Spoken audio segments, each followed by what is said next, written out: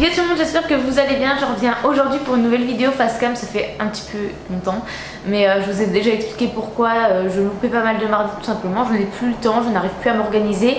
Ça fait assez longtemps que j'ai tourné le principal contenu de cette vidéo puisque c'était pendant le confinement, donc ça fait je pense un mois, 2 mois, je sais pas, mais ça fait pas mal de semaines. Je vais faire une vidéo sur la cure de sébum parce que c'est vrai que pendant le confinement, il y a toutes les influenceuses qui ont fait une cure de sébum, j'ai l'impression. On voyait ça partout, il y a eu 36 millions de vidéos, mais j'avais envie de faire une vidéo avec un retour sur le long terme, après quelques semaines, comment ça s'était passé au niveau des cheveux, les retours, etc. Alors la cure de sébum à la base c'est fait pour nourrir les cheveux et pour qu'ils soient en meilleure santé. Ça permet aussi d'accélérer la pousse de cheveux et normalement d'espacer les shampoings. Enfin voilà, il y a plein de bienfaits à la cure de sébum. Par contre, j'ai eu des retours de coiffeuses qui m'ont prévenu que c'était pas adapté à tout type de cheveux. Si vous avez le cuir chevelu qui commence à gratter, s'il y a des rougeurs ou quoi que ce soit, faut arrêter, faut pas non plus se faire du mal, hein, bien sûr, faut faire attention. Si vous avez le cuir chevelu sensible, c'est peut-être pas le top pour vous, mais moi je n'ai eu aucun souci. Il faut bien sûr se renseigner sur le sujet, bien masser tous les jours, se brosser les cheveux matin et soir malgré le fait qu'ils ne soient pas lavés pour justement faire descendre le sébum jusqu'aux pointes. Donc voilà, il y a quelques précautions à prendre pour éviter que ça se passe mal. C'est aussi mieux de changer sa tête d'oreiller pour éviter que le sébum s'étale sur l'oreiller et que ça fasse des taches ou bref, que ça soit pas hyper hygiénique. Vous pouvez de toute façon trouver 36 millions de vidéos sur le sujet de la cure de sébum parce que vraiment j'ai vu au moins 3, 4, 5 vidéos d'influenceuses que je suivais pendant le confinement. Bref, je vous laisse tout de suite avec le reste de la vidéo. Pendant cette cure, j'ai eu un seul petit désagrément, déjà les pellicules, mais ça c'est plutôt normal. Mais surtout des petits boutons à la racine des cheveux. En haut de mon crâne, j'avais plein de petits boutons, des petits boutons à cause de la peau grasse, puisque ma peau était un peu plus grasse. Ça y est, ça fait un mois, enfin en tout cas 4 semaines exactement que j'ai ma cure de sébum. On va voir ce que ça donne. Enfin, je sais parce que je me les brosse tous les jours, donc je sais un petit peu l'état catastrophique des cheveux. On dirait pas qu'ils sont tant gras que ça, mais pourtant, je vous assure que c'est pas ouf. Ah, quand même. Je vais brosser tout ça. Ah ouais. Quand on les brosse, ah si, là. Je sais pas si on se rend compte à la caméra de ce que je vois moi, mais j'ai l'impression qu'on se rend pas assez compte de la quantité de sébum que j'ai sur mes cheveux.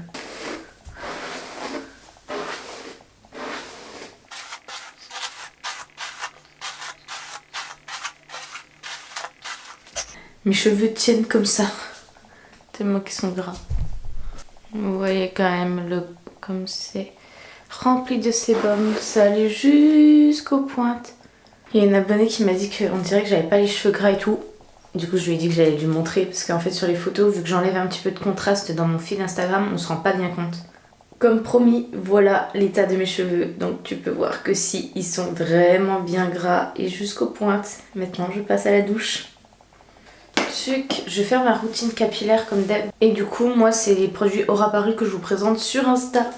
Tellement hâte de me laver les cheveux là.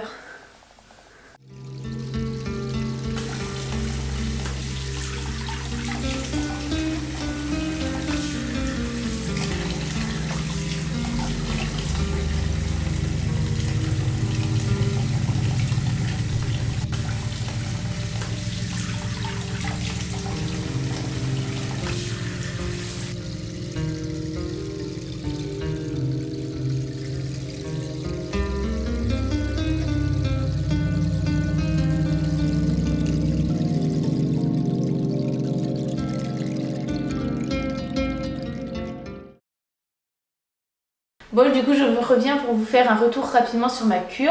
Là je viens de me laver les cheveux en utilisant ma routine capillaire habituelle. Je sais que c'est conseillé de passer des shampoings hyper naturels et tout, mais moi j'utilise des produits Aura Paris et ils me vont super bien. Et je crois que dans le shampoing que j'utilise il y a 98% de produits d'origine naturelle, donc ça reste quand même plutôt pas mal. Et ils me conviennent très bien. Je viens de me laver les cheveux, donc là c'est vraiment sur le tas. Déjà ils sont beaucoup plus doux et plus soyeux.